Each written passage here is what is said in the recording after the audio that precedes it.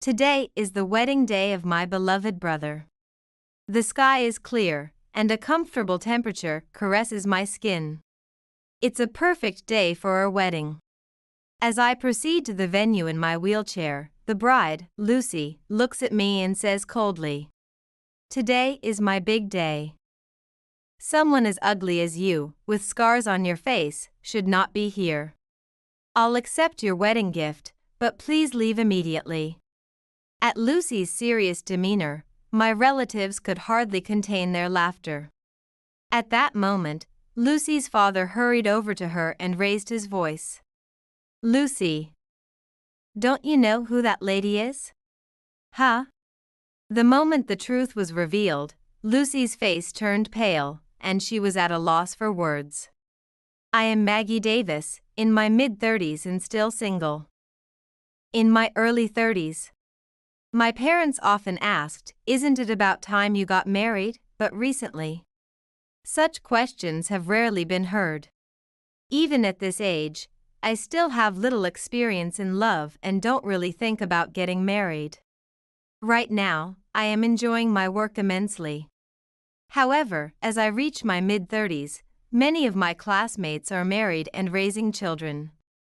And my parents probably thought I would be doing the same. Besides my parents, there are others who care about me. One of them is my brother, Eric, who is 10 years older than me. Since there is an age difference, Eric has always taken good care of me since I was little and cherished me. Perhaps what people call a sister complex. Even so, Eric was concerned that his sister, who was past marriageable age, had no intention of getting married. He once said, "Maggie, don't you really like someone or have someone you're seeing? If you're looking for a partner, I can introduce you to someone." "What are you saying? Don't talk like Mom and the others." "But isn't a woman past 30 the age most concerned about marriage?" "Well, I don't think so." "Why are you suddenly bringing this up? Could it be that you have a girlfriend around that age?" "Oh, you caught me," he laughed. I learned that he had been dating, for about 6 months, a woman from a company he deals with. Her name is Lucy. She's turning 30 this year and wants to be a housewife. She seems ready to get married soon. Eric wanted to discuss with me how she feels about it. "You know, I can't give advice on romantic issues," I sighed. "Well, but you're closer to her age. So I thought maybe I could talk with you about how women feel." "No good, huh?" Eric chuckled wryly. It seemed he himself was uncertain about marriage. "Well, if Lucy wants to get married and you like her, it should be fine." "Yeah, right." Whether my advice helped or not, Eric decided to get married. Later, his fiancée, Lucy, was scheduled to come and greet our family. Eric also wanted me to meet her. Lucy likes cute things and dresses neatly. She's gentle-natured, the opposite of you, but I hope you two get along, he said. Hearing that, Lucy seemed just Eric's type, gentle and prim. However, something unexpected happened on the day Lucy came to our house. I was so engrossed in my work that I forgot that day was the day. My workplace is a separate building from the main house, across the garden from the living room. When I was working, the phone started ringing loudly. Since I often don't notice calls on my smartphone, important calls usually come to the phone in my workplace. "Wonder what it is," I thought as I answered the phone. It was Eric. "Maggie, do you remember what day it is?" he asked, and I pondered. "Oh no. Today is the day Eric's fiancée is visiting," I thought, holding the receiver. I opened the curtains of the large window facing the living room and saw Eric also holding a receiver at the window. A beautiful woman was standing next to him. He confirmed my presence and said, "Maggie, you got caught up in your work again, didn't you?" "Sorry." I just forgot. I'll get ready now, so please wait a bit. That outfit will take an hour to change. We have various wedding arrangements later. Eric thought, and then our mother called him. Mom just called me. Can you talk to Lucy over the phone for now? You can see her from there, right? Eric handed the receiver to Lucy and then disappeared. Lucy, seen through the window, was wearing a neat dress and had her hair elegantly styled, looking demure. But I could tell she was staring intently at me. While considering this, I tried to speak. Nice to meet you, I'm Maggie, Eric's sister. Sorry, I wasn't prepared to greet you properly. If you could wait about an hour, I can come to you in proper attire. However, Lucy's voice over the phone sounded colder than expected. Proper attire? No matter how much you dress up, that face. Excuse me? I thought I had misheard. Eric had told me Lucy was gentle. But the impression over the phone was quite the opposite. Lucy. I heard he had a sister, but this is really shocking. Don't come here. It's disgusting. What? Eric seems to really dote on you, but you're nothing like I imagined. What? Even from a distance, I could tell Lucy was getting irritated. Is there something you're upset about? I tried to clarify. You're in a wheelchair. I can tell even from across the window that you have a flawed face. Lucy clearly looked down on my appearance. Well, this person might have some character issues. As I was thinking this, Eric came to call her. Lucy, the coffee is ready. Come to the guest room. Eric took the receiver from Lucy and said, Maggie, you were in the middle of work, right? Sorry for interrupting. But you forgot today's plan, so that's on you. Anyway, you just greeted her briefly, right? No need to come all the way to the main house. Eric hung up, smiling and leading Lucy away. From this first impression, I didn't think very highly of Lucy. However, marriage is something done by the will of the people involved. And I thought it was fine if Eric wanted to marry her. But then, later, there was talk of meeting each other's families, but for some reason, I wasn't invited. Wondering why, I asked Eric, and apparently, it was Lucy's suggestion. According to her, I seemed busy with work. And she felt it was unreasonable to call me just for a meeting. Hearing this, Eric thought since we had already met and talked through the window at home, it wasn't necessary for me to come. While I think Eric considered my personality in making this decision, I felt that Lucy's thinking was probably different. It seemed like she thoroughly disliked me from our first meeting. Well, it's human nature to not mesh well with everyone. But, how appropriate is it to treat a member of the family you're marrying into this way? My doubts remained as wedding preparations moved forward. Regardless, if Eric is happy marrying Lucy, then that's what matters. However, if she's pretending to be something she's not just to marry him, that's a different story. By the way, when I asked him if he had mentioned my work to Lucy, he said he had. But from the way Lucy spoke, it seemed like there might be some misunderstanding. How did that happen? There was only one way to find out. I suggested a surprise at the wedding reception to Eric. Then came the wedding day. I brought Sherry, who always supports me at work, to the wedding venue. As I announced my name at the reception, the staff's expression changed. Could you please repeat your name? I'm Maggie, the groom's sister. I'm supposed to have a surprise part during the ceremony. As I said this, I had a bad feeling. Yes, the groom mentioned that. But the bride informed us that you couldn't make it today due to an urgent matter. The staff explained, looking perplexed. What? Lucy, who deliberately did not invite me to the meeting, was also planning not to let me attend the wedding? I asked the staff to call the bride. After a while, Lucy, dressed in a pure white wedding dress and perfectly made up, came over with a friend. Her friend was startled to see me. "Hey, is this Eric's sister?" "Wow, what an outfit!" I could hear whispering voices. I was in a wheelchair, wearing a black dress, and my face was hidden by a veil. Then, far from whispering, Lucy said loudly, "Anyone would be shocked to see such a figure, right? But today is my big day. I'm the star.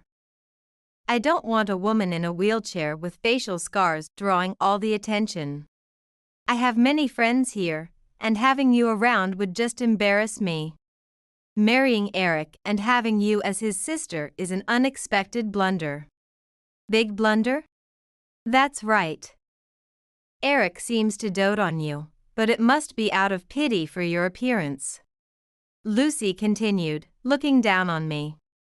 "Eric is handsome, and being married to him will make my friends envious. But with you around, they'll laugh at me for having a monster-like sister." Lucy was getting more agitated. I frowned. As we exchanged words, not only the staff, but also some of the guests began to gather around. I was bothered by the murmuring crowd. But there was something I needed to confirm with Lucy. "Lucy, aren't you marrying Eric because you love him?" "Of course. He's handsome. We'd be the perfect couple. That's why I don't want a monster like you near Eric. Leave your gift and just go home." As Lucy spoke, there was a moment of silence around us. However, her words caused our family members who were present to burst into laughter. Then, Lucy's father rushed over in a panic. "Lucy, what are you saying? Don't you know about Maggie's job?" "What?" Lucy looked completely baffled. I decided to reveal my true self right then, though it was supposed to be a surprise. "Lucy, look at me," I said, and as Lucy looked at me suspiciously, I stood up from my wheelchair and walked confidently in front of her. "Wait, what? You can walk? What does this mean?" Lucy was visibly shaken. Standing face to face with her, our eyes met through my veil. She was clearly perplexed. Next, I took off my veil and touched my face, slowly peeling off what appeared to be skin. "Oh no. Monster." Lucy backed away, her face turning pale. I continued to tear off my scar, revealing it to be silicone artificial skin. "Lucy, this is my real face." "What?" "That is." Lucy stared at my face and the silicone skin in my hand, pointing at that with her trembling finger. "Oh, this? It's a modified face mask I made. I'm a special makeup artist." "Special makeup? So, you don't really have scars?" "That's right. Am I being deceived?" Lucy turned to her father. "Dad, did you know this? Of course, Maggie is a well-known artist in the industry. Didn't you listen when Eric talked about her?" "What?" Lucy still looked confused. It seems Lucy disliked when Eric talked about me and barely listened. "Lucy, what is this all about? I heard from the staff that you excluded Maggie from the guests. And what you just said." As he spoke, Eric appeared in a white tuxedo, looking very handsome. "Oh, well, it's my big day, right? I thought it would be sad if Maggie, in a wheelchair with noticeable scars, came and drew attention. Unbelievably audacious. Lucy, didn't I tell you about Maggie's job? When you saw Maggie working that first time, you didn't say anything. So I thought you understood. You weren't really listening to my stories, were you?" The disappointment in Eric's voice was evident. What? I was listening. I just happened to forget that part. Don't lie. I heard the conversation part way through. Did you choose me just for my looks? And what you said to Maggie? I can understand his anger. But it's because Maggie's makeup was so incredible. I was just fooled by it. For some reason, she tried to shift the blame onto me. But for me, that was a welcome reaction. Thank you for the compliment. I was testing a new creation then. A client wanted a character of a woman in a wheelchair with facial scars. I always start by applying the makeup on myself to test it. I was really in a wheelchair. You misunderstood it through the window. But thanks to that, I could see your true nature. I smiled warmly at Lucy. The bride in her pure white dress glared at me with her bright red lips and fierce eyes. I felt amused. It seems fun to create such expressions with makeup. While thinking this, I expressed my sarcastic gratitude to Lucy. Despite what happened, thank you for calling me a monster. It means my makeup was that realistic, right? It boosts my confidence. Lucy bit her lip in frustration, but she probably wouldn't bother with me for long. Let's have the guests leave for today. We can't proceed with the ceremony like this. That's what Eric said after seeing the commotion around us. What? Even though everyone gathered? I dressed up beautifully. After this pre-wedding entertainment, let's just proceed with the ceremony. Lucy was eager to continue. But Eric was no longer in the mood. After hearing what you said earlier, I was honestly shocked. So, I want to rethink our marriage. We can't have the ceremony today. No way. Lucy looked like she was about to cry. Lucy, let's go home today.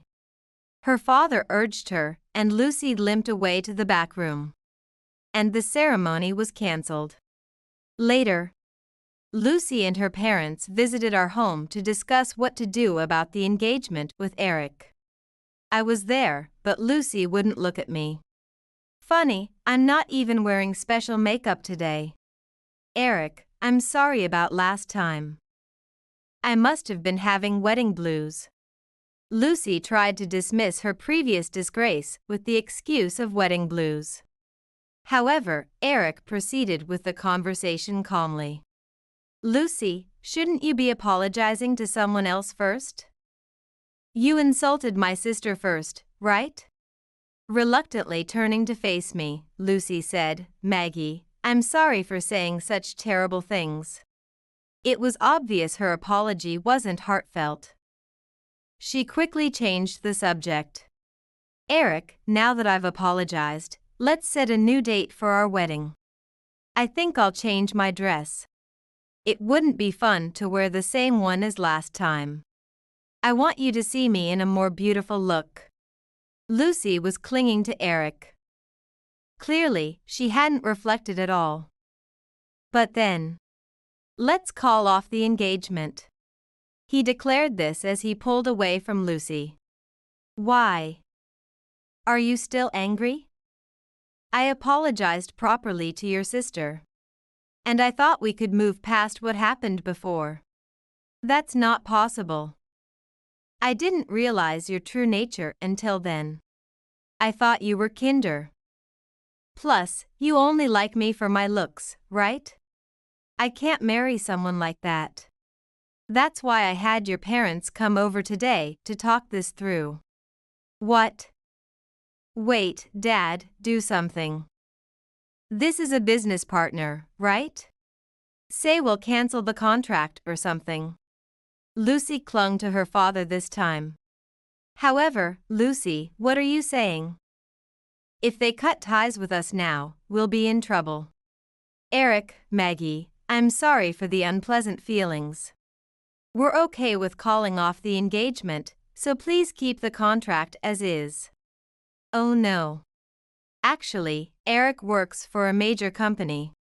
And Lucy's father's company is just one of their suppliers. If the contract were cut, it would be Lucy's father who would be in trouble, not Eric. Rejected by her own father, Lucy looked dejected like a small child. Just like at the wedding, she was dragged away by her parents. Later, I heard surprisingly that Lucy had gotten married. Her partner was the son of a business associate from a different company from Eric. Given Lucy's character, she probably couldn't admit to her friends that the engagement was broken. I don't know if she could brag to her friends. But her partner was shorter and much less attractive than Eric. After that, I asked Eric, "Eric, are you glad you didn't get married?" "Yeah. Marriage is the starting point of building a family. And it wouldn't work out with someone who can't cherish themselves or their partner's family. It's good that we stopped the marriage at that time." "Right. Well, I'm sure you'll meet someone nice soon. If you ever want to verify someone's true nature, just consult me," I said half-jokingly. "Right, I'll count on you then," Eric replied with a smile. A few months later, I heard that Lucy had gotten divorced.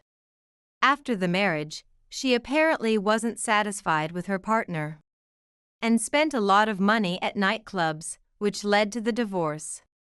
Her attitude after the marriage was poor, and her partner was quite angry, terminating the business dealings with her father's company and demanding a substantial amount of property division. Lucy is now working in a bar in a bustling district, living in a shabby apartment. The irony of her serving drunk customers with a forced smile, after looking down on others, made me laugh. As for me, my newly tested makeup was a hit with clients, leading to a series of new requests. The makeup was a zombie bride look with a pale face and a pure white wedding dress, dripping blood from torn lips, and it was well received for its realism. This makeup was inspired by Lucy's expression at that time. Thanks to this, I've become well known as a special makeup artist. And now I spend my days immersed in the makeup work I love. Moreover, a movie using my makeup won an award abroad.